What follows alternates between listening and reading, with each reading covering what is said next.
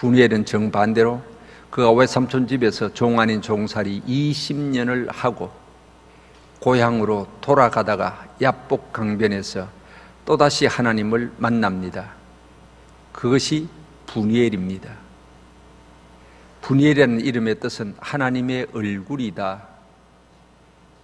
역시 하나님을 배웠고 하나님을 만나고 붙여진 이름입니다. 이 본문의 사건은 20년 만에 금이환양, 수많은 재산, 수많은 식구들을 거느리고 20년 만에 고향으로 돌아오는 길입니다. 그가 말하기를 내가 이 야복강을 건너서 외삼촌 집으로 도망갈 때에 지팡이 하나 짚고 나 혼자 건넜는데 20년 만에 하나님께서 내게 이 엄청난 복을 주셔서 부자 되어 많은 식구들과 함께 다시 건너가게 됩니다. 마음에 감사하는 마음으로 그 야복강을 건너게 됩니다. 조금 얼마 지나면 이제 형님이 계신 곳, 그곳에 이제 도착하게 되는 기대 속에서 먼저 사람을 보내봅니다. 요즘 형님의 형편이 어떤지, 내 떠난 뒤에 어떻게 지내고 계시는지. 근데 그 정탐꾼들이 갔다 와서 하는 보고가 너무 절망적이었습니다. 그 보고의 내용이 뭐냐 하면 형님이 자기 동생 야곱이 돌아온다는 소식을 듣고 이 녀석 돌아오기만 해봐라. 내가 20년 전에 나를 속이고 도망갔던 20년 전의 원수를 내가 꼭 갚아버리겠다고, 오면 그냥 두지 않겠다고, 죽여버리겠다고 400명의 군사를 거느리고 기다리고 있다는 것입니다. 순간 야곱은 눈앞이 캄캄해졌죠. 이게 큰일 났다. 이거 어쩔 것이냐. 그래서 그는 또 머리를 씁니다. 재산을 두 대로 나누고 앞에 때를 형님이 쳐버리면 뒷때는 살려야지. 또 식구들도 다 하나씩 다 보내고 특별히 형님에게 줄 선물을, 예물을 잔뜩 준비하고 다 건너가게 합니다. 그럴 수밖에 없었던 것은 사실 20년 만에 돌아오는데 형님이 나를 기다리는 것이 환영이 아니라 나를 해치려고 하고 있다는 것. 내가 20년간 빼빠지게 고생하면서 모은 재산이 하루아침에 없어져 버립니다. 내 처자식이 다 생명이 보존되어지지 않습니다. 내 자신도 절망적이었습니다. 재산, 식구들 다 건네고 혼자 야복 강변에 남았다고 했습니다. 그런데 그 밤에 뭔가 시커먼 그림자가 하나 휙 지나갑니다. 야곱은 정신이 번쩍 들었습니다. 이게 웬일이냐.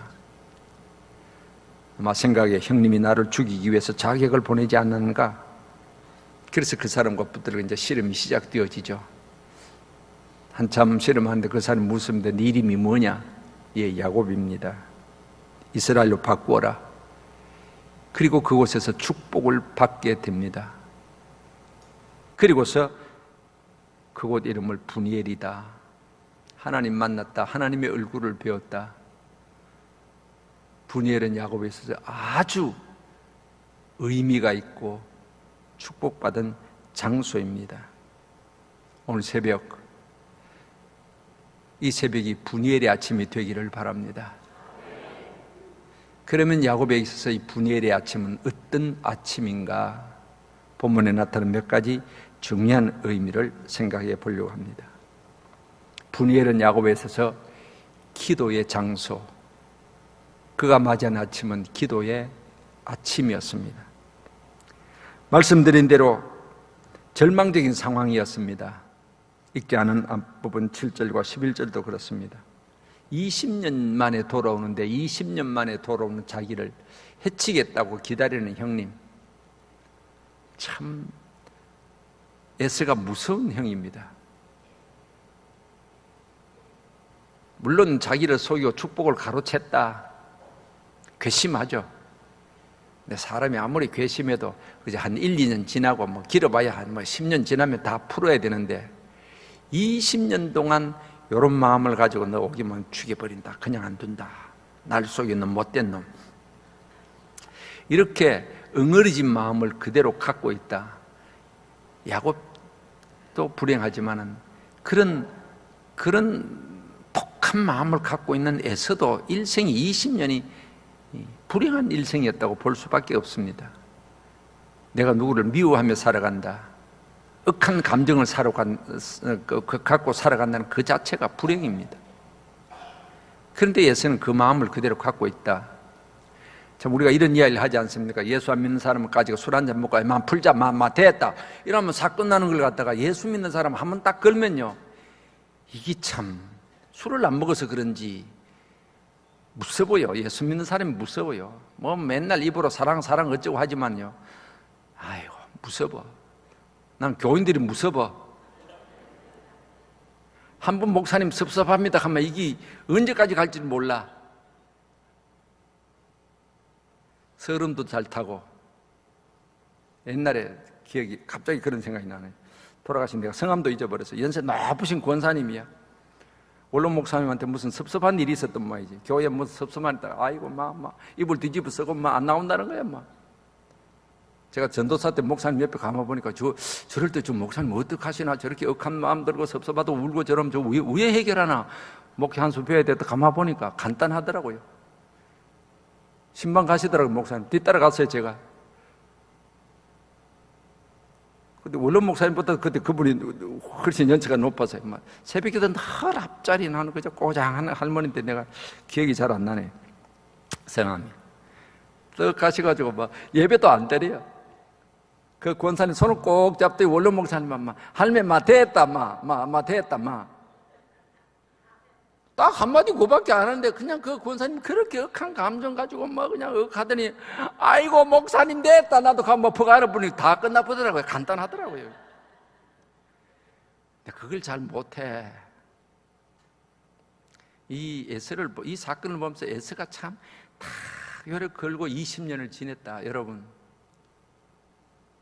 그런 억한 감정 살아가는 것이 신앙에도 안 좋고요, 정신건강에도 안 좋은 것 같아요. 다 풀어야 됩니다. 이걸 듣는 야곱도 참 안타까운 형편이죠. 400명이 군사를 건드리고 온다. 이게 죽었다는 것입니다. 이젠 진퇴양난, 앞으로 가면 형님이 죽이고 왜 뒤로 돌아가면 왜 삼촌이 그냥 네 얼굴 다시 안 본다 그랬으니까 갈 수도 없고. 그 상황 속에 나타난 한 사람, 24절에 보면 그는 실험했다 그랬습니다. 안 죽으려고 실험한 것입니다. 한참 실험하다 보니까 형이 보낸 자격이 아니에요, 이게. 그래서 26절부터 보면 그것이 기도로 바뀝니다. 너에게 축복해달라고. 이게 하나님이요, 하나님이 보낸 사람. 성경학자들은 이것을 구약에 나타난, 일시적으로 나타난 제2위 하나님이라고 말하고 있습니다. 그래서 기도합니다. 날 살려달라고. 결사적으로 매달립니다. 이것을 호세아서 12장 3절과 4절은 이렇게 표현합니다. 하나님과 겨루고 이기고 울면서 그에 간구했다. 울면서 그에 간구했다는 것입니다. 캄캄한 밤입니다. 혼자 있습니다. 어느 정도 간절했느냐? 허벅지 관절이 위골될 때까지, 어긋날 때까지. 이 표현은 정말 생사를 걸고 매달렸다는 뜻입니다. 하나님 나 살려주옵소서. 하나님 나 안 살리면 나는 소망이 없습니다. 내가 누구에게 이것을 하소연하고 누가 이 문제를 해결할 수 있습니까? 나도 못하고 어느 누구도 못합니다. 오직 하나님밖에 없습니다. 하나님밖에 없습니다. 예수밖에 없습니다. 날 살려달라고 그렇게 매달린 것입니다. 지금까지 그는 참 야곱은 머리가 비상한 사람이었죠. 잔꾀가 얼마나 비상했는지 모릅니다. 아버지도 속이고 형도 속이고 외삼촌도 속이고 군모술수에 능했던 사람입니다. 처세술이 능했던 사람입니다. 뭔가 지 생각 꾀대로 계획대로 안 되는 것이 없었습니다. 그런데 바로 이 상황은 한계의 벽에 부딪힌 것입니다. 이제는 안 되는구나. 이제는 소망이 없구나. 절망에 빠진 것입니다. 두 손을 든 것입니다. 살 길은 기도밖에 없다. 살 길은 하나님밖에 없다. 살 길은 은혜밖에 없다. 살 길은 주님의 문제 해결밖에 없다. 이 믿음 가지고 그는 매달린 것입니다. 이 사건을 보면서 오늘 우리는 분이엘에 살아야 되겠다. 분이엘에 살아야 되겠다는 것입니다. 분이엘에 산다는 것은 기도하며 살아야 되겠다. 이제는 철저하게 내 힘이 아니라 하나님 의지하고 살아야 되겠다는 것입니다. 삶이 어려울 때가 있습니다. 힘들 때가 있습니다. 내 힘으로 안 될 때가 있습니다. 많은 경우 우리는 낙심합니다. 절망해버립니다. 그러나 성경은 우리에게 말합니다. 낙심하고 절망하지 말고 기도하고 하나님 붙들어라. 하나님 붙들면 된다는 것입니다. 가나안 여인 보십시오. 마태복음 15장에 자기 딸이 흉악한 귀신이 들렸습니다. 그런 딸을 가진 엄마의 아픔이 얼마나 큽니까? 그 딸 위해서 무슨 일을 안 했겠습니까? 아무리 뛰어다녀도 아무리 백방으로 노력해도 안 되는 거 어떡할 겁니까? 예수 소문 들었습니다. 소망이 예수께 있구나. 내 딸이 흉악한 귀신 들렸습니다. 고쳐달라고. 예수님 뭐라 그럽니까? 자녀들의 상에 떡을 취해서 개들에게 던지는 것이 마땅치 않다. 개 같은 너가에게 내가 은혜를 줄 것 같았냐. 얼마나 모욕적인 이야기입니까? 그러나 딸 살리기 위해서는 엄마는 그런 모욕도 감수하는 것입니다. 예, 나는 개 같은 존재입니다. 어떻게 한 상 차려서 그 은혜를 달라 그랬습니까? 부스러기 상에서 떨어지는 그런 찌꺼기 은혜도 조사오니 그라도 주옵소서. 예수님이 깜짝 놀란 것 아닙니까? 내 믿음이 크도다. 네 믿음이 크다. 믿음이 크면 큰 은혜가 따른다는 말입니다. 그래서 이 여인이 순간적으로 한순간에 예수님의 능력으로 딸이 고침을 받는 기적을 경험한 것입니다. 히스기야 왕 우리가 알죠? 아수르가 쳐들어와서 그냥 나라가 그냥 완전히 망하게 되었습니다. 왕으로서 뭐 해결할 길이 있어야죠. 항복하라는 문서를 보냅니다. 그 문서 갖고 성전에 올라가서 펴놓고 여호와여 눈을 떠서 이거 한번 보십시오. 이거 보십시오. 그렇게 간절히 기도했을 때 하나님께서 18만 5천 명도 하루아침에 물려쳐 주셨습니다. 그 개인적인 문제도 있지 않습니까? 너 죽는다, 삶을 정리해라. 물론 우리가 언젠가 죽죠. 예, 날 부르시니 가겠습니다. 그럴 수도 있었습니다. 그런데 히스기야는 아직까지 하나님 내가 더 살아야 됩니다. 내가 할 일이 더 있지 않습니까? 얼굴을 벽으로 향하고 그냥 살려달라고 그냥. 내가 너의 기도를 들었고 내가 너의 눈물을 보았다. 이러면 해결되는 겁니다. 내가 너의 기도를 들었다. 네가 흘리는 눈물을 보았다. 15년간 생명의 연장 받습니다. 우리의 기도의 소리가 하나님 앞에 들려지기를 바랍니다. 내가 흘리는 눈물을 주님이 보시기를 바랍니다. 기도입니다. 주님 없이 살 수 없죠. 은혜 없이 살 수가 없죠.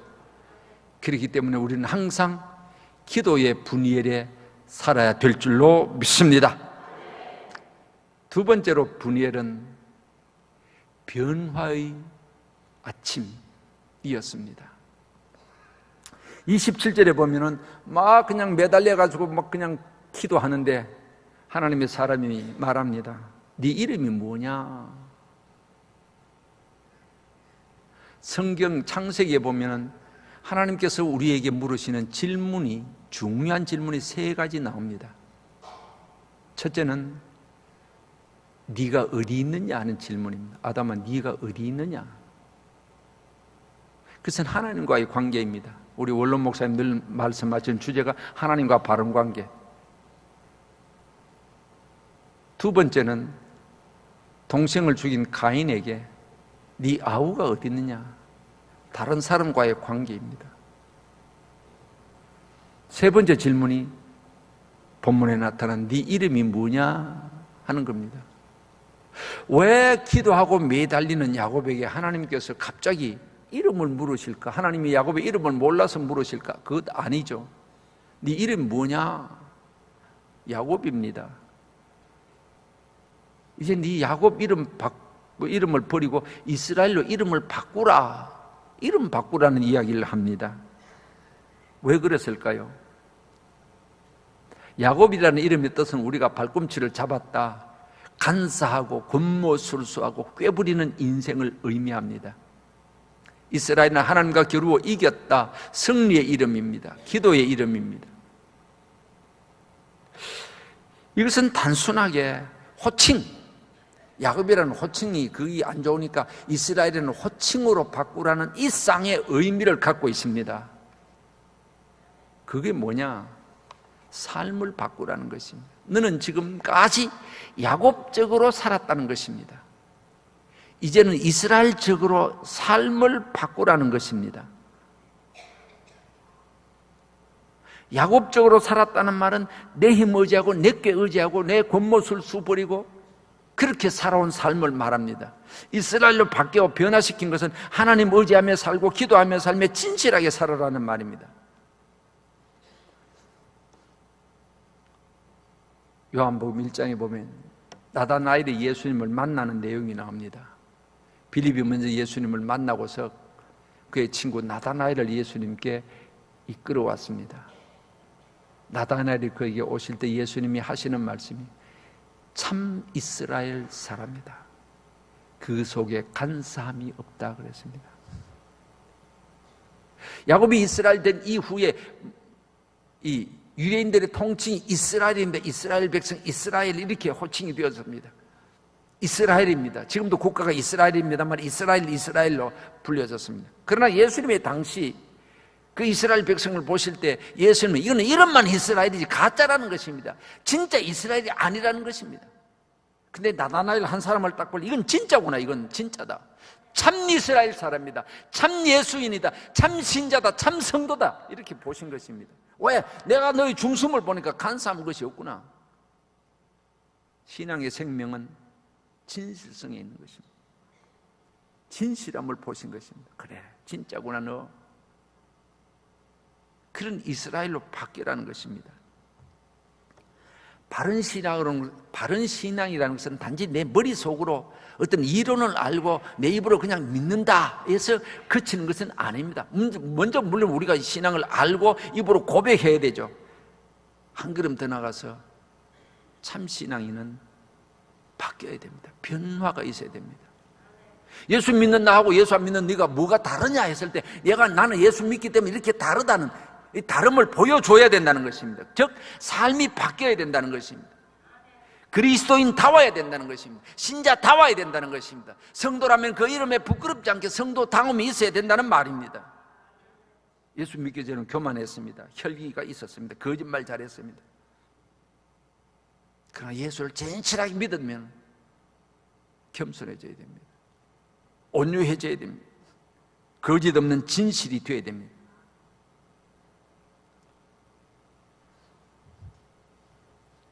제가 아는 우리 후배 목사 한 분이 계십니다. 대구 출신인데 아버지가 여기 장로님이고 건방했다가 얼마나 부자로 사는지 모릅니다. 그 친구 이야기가 말이에요. 아주 고등학교 때까지 못되게 살았대요. 못되게 살았대요.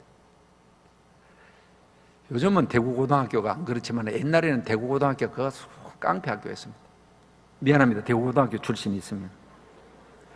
왜 그러냐니까 애들이 소풍 갈 때요. 애들 선생님이 하시는 말씀이 야들아 사과 갖고 오거든 집에서 깎아 오느라 소풍 가서 깎아 먹으려고 하지 말고 칼 가져오지 말라는 겁니다. 그 정도로 분위기가 그랬었어요. 요새는 안 그렇겠지만 미안합니다. 대구고등학교 출신이 있습니다. 그 친구 하는 이야기예요.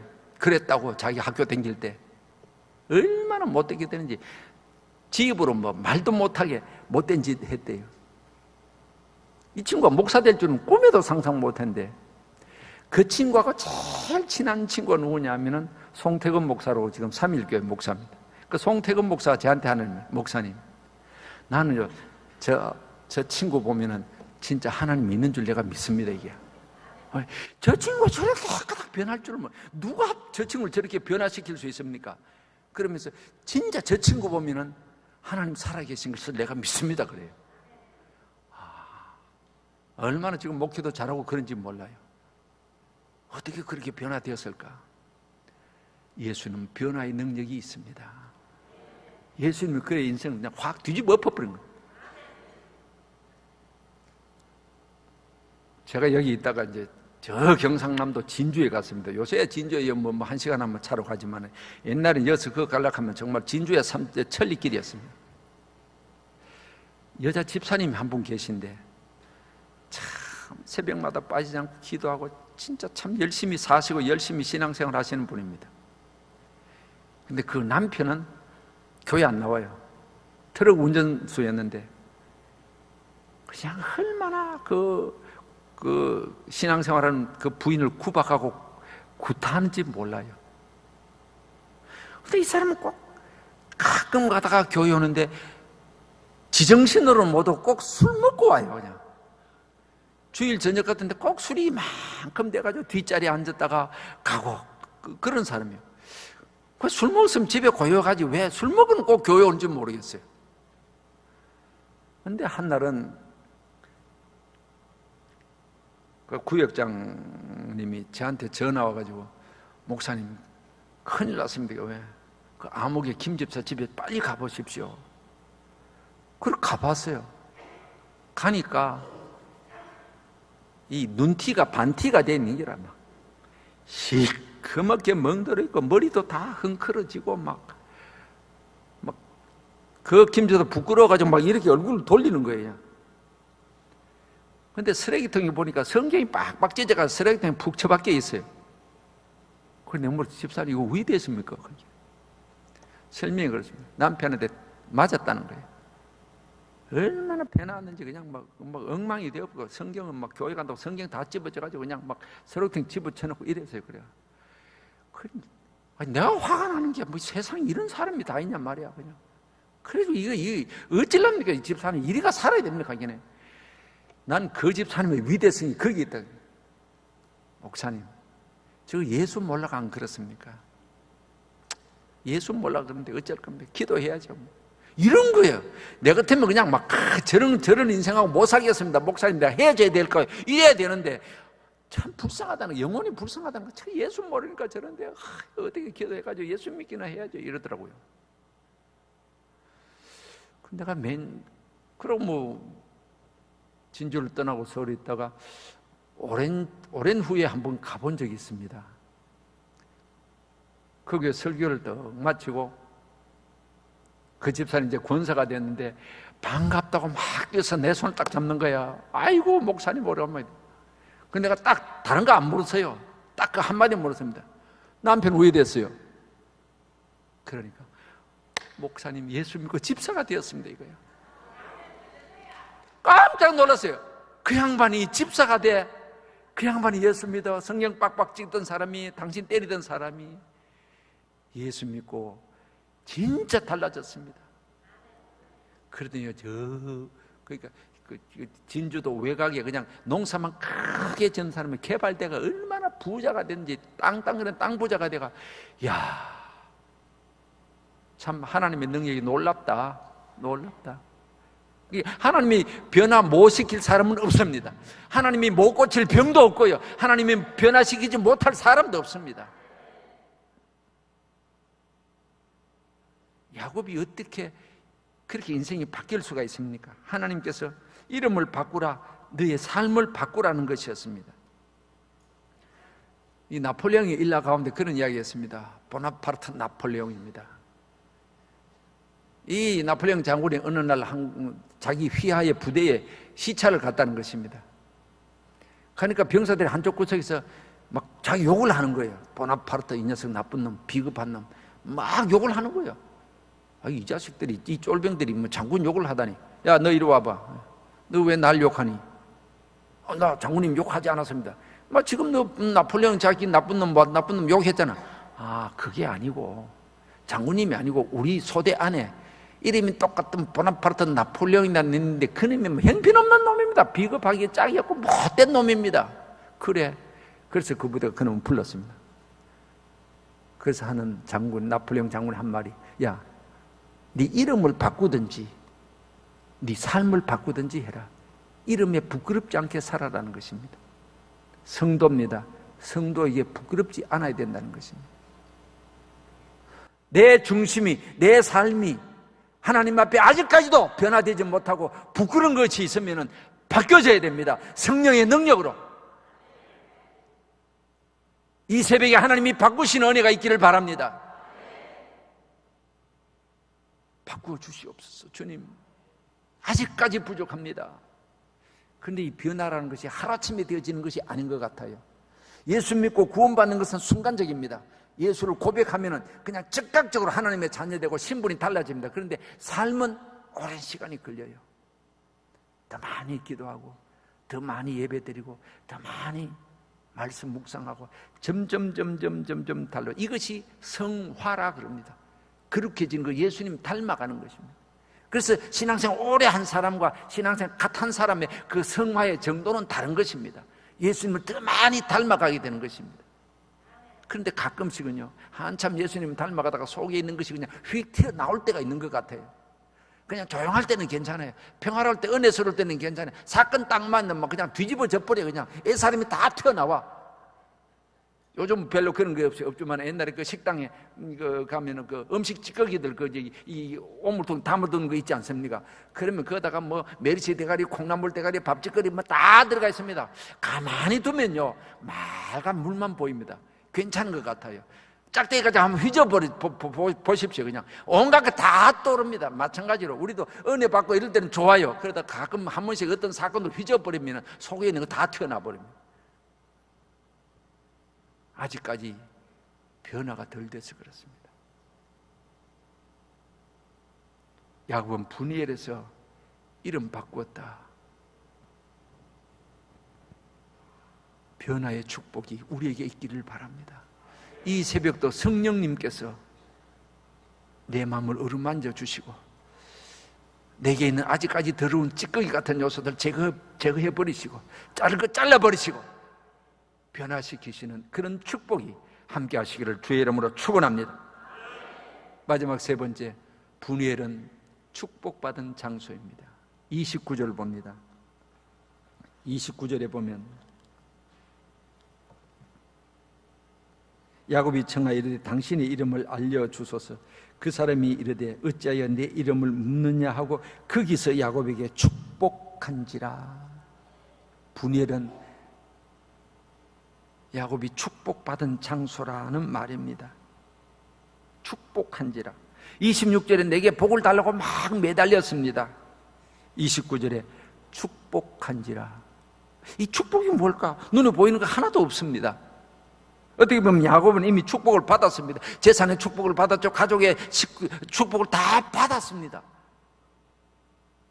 그리고 여기서 또 축복해달라고 막 매달렸습니다. 근데 29절은 축복한지라고 그랬습니다. 축복받은 게 없습니다. 눈에 보이는 게 아무것도 없는 것 같습니다. 근데 진짜 받았어요. 그게 뭐냐? 형의 마음을 확 돌려놓는 것입니다. 형의 마음의 변화인 것입니다. 그래서 29절에 보면은 축복한지라 하고 그냥 그는 벌떡 일어나서 자신 있게 형에게 나아갈 수가 있었습니다. 어떻게? 참 희한하지 않습니까? 20년 동안 이렇게 다 얽혀있던 마음이 그 하룻밤 사이에 야곱을 이스라엘로 바꾸시는 하나님은 에서의 마음을 완전히 바꿔버립니다. 자, 이쪽 야복 강변에서는 야곱이 막 결사적으로 기도하고 저 위에 계시는 하나님께서 다 들으시고, 그리고 그 다음에 에서의 마음을 확 바꿔놓습니다. 이 에서의 마음을 어떻게 바꾼다고 구체적으로 성경은 말하고 있지 않습니다. 그러나 우리가 생각할 때는 이런 상상을 충분히 해볼 수 있습니다. 하나님께서 성령으로 에서의 마음을 딱 붙잡고, 야, 너 더 이상 야곱 미워하지 말라, 야곱 손대지 말라, 야곱을 환영해라. 그 마음을 에서에게 주신 것입니다. 그러니까 하루아침에, 하룻밤 사이에 그냥 확가닥 달라지죠. 이것이 축복이었습니다. 야곱에 나타난 어떤 물질적인 보이는 축복이 아니라 영으로 형님의 마음을 바꾸시는 그 하나님의 축복, 그것이 참 축복이었습니다. 그렇기 때문에 그는 자신에게 야복강을 건너서 형님에게 갈 수가 있었습니다. 그렇기 때문에 분이엘은 축복받은 장소입니다. 하나님께서 우리에게 주시는 복이요, 한두 가지가 아니죠. 때로는 눈에 보이는 가시적인 내가 만질 수 있고 느낄 수 있고 볼 수 있는 그런 요소들도 있습니다만 때로는 눈에 보이지 않는, 만질 수 없는 영적인 것이 있습니다. 어떤 종류의 축복이든지 하나님께서는 우리에게 복을 주시는 하나님입니다. 신명기에 나타나는 하늘에 신령한 복이 있고 땅에 기름진 축복이 있습니다. 영혼이 잘됨 같이 범사가 잘되고 강건해지는 축복이 있습니다. 분이엘의 축복은 기도 응답의 축복이죠. 결국 그가 간절하게 붙들고 매달렸던 그 기도의 제목이 응답된 것입니다. 우리는 다시 응답해 주시는 하나님을 기억해야 됩니다. 우리가 잘 아는 마태복음 7장 7절에 구하라 주실 것이요 찾아라 만날 것이요 문을 두드리면 열린다. 너희가 악한 자라도 자식에게 좋은 것을 주려고 하지 않나? 너희 중에 어느 누가 자식이 떡을 달라는데 돌을 주며 생선을 달라는데 뱀을 줄 자가 있느냐? 너희가 악한 자라도 자식에게는 좋은 것을 주고 싶어 하지 않느냐? 하물며 하늘에서 너희 아버지께서 구하는 자에게 좋은 것 주시지 않겠는가? 빌립보서 4장 4절에 아무것도 염려하지 말고 오직 모든 일에 기도와 간구로 너희 구할 것을 감사함으로 하나님께 아뢰라. 그리하면 모든 지각에 뛰어난 하나님의 평강이 너희의 마음과 생각을 지키시리라. 성경은 우리가 분명히 약속하고 있습니다. 구하면 좋은 거 주신다고요. 아브라함의 기도를 들으셨던 하나님, 아까 말씀드린 히스기야의 기도를 들으셨던 그 하나님, 내가 너의 기도를 들었다. 내가 너의 눈물을 보았다. 마태복음 8장인 가나안 백부장, 로마 백부장이 자기 하인이 흉악한 병에 걸려 있었습니다. 예수님께 와서 내 종이 병들었습니다. 고쳐주옵소서. 내가 가서 고쳐주마. 당신같이 위대한 분이 어떻게 우리 집에 그 누찬 우리 집에 오겠습니까? 그냥 말씀만 하옵소서. 그러면 낫습니다. 왜? 나도 남의 수하에 있고 내 아래도 수하에 사람이 있는데 누구든지 말하면 그대로 듣습니다. 하물며 예수님께서 말씀하시는데 안 될 건 뭐 있습니까? 말씀만 하옵소서. 예수님이 깜짝 놀랐습니다. 내 믿음대로 되리라. 내 믿음이 크다. 내가 이스라엘 가운데 이만한 믿음을 만나본 적이 없다. 믿음으로 구할 때 하나님이 응답해 주신다는 약속입니다. 그렇기 때문에 우리는 나의 아픔과 고통과 나의 부족, 내 형편 다 아십니다. 내 형편 다 아십니다. 다른 사람이 내 형편을 다 몰라도 하나님은 내 형편을 아십니다. 내가 그렇게 길게 크게 그렇게 기도 못해도 내 작은 신음에도 응답하시는 하나님이십니다.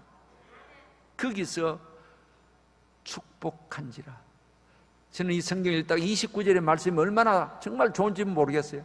거기서 야곱에게 축복한지라. 거기서 축복한지라. 어디서? 분이엘에서 축복한지라. 분이엘은 바로 축복의 장소라는 사실입니다. 분이엘은 응답받는 장소입니다. 그래서 이 새벽이 분이엘의 아침이 되기를 바랍니다. 여러분의 가정이 분이엘이 되기를 바랍니다. 서문교회가 분이엘이 되기를 주의 이름으로 축복합니다. 하나님 우리 아버지, 이 새벽도 분이엘을 만나게 하여 주시옵소서. 야곱의 분이엘의 아침이 나의 분이엘의 아침이 되게 하옵소서. 기도하는 아침이요, 변화의 아침이요, 축복의 아침이 되게 하옵소서. 예수님의 이름으로 기도하옵나이다. 아멘.